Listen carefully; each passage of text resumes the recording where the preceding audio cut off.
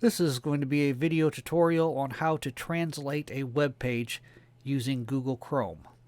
I'm going to jump across to Google Chrome here, and I'm on a web page here that this is in French.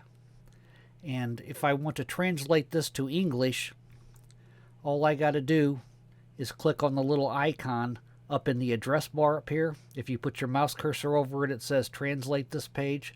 I'm going to click on that, and I'm going to select English. And now it is in English. If it's like an image or something that has writing on it in another language, it's not going to translate that, but it will translate all the text into English.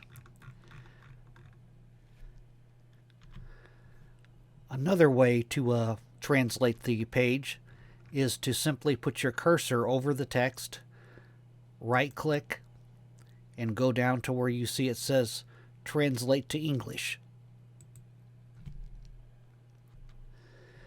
And now, as you can see, it's the whole page is translated to English now. But that's it. That's how you translate a page to another language. Thanks for watching.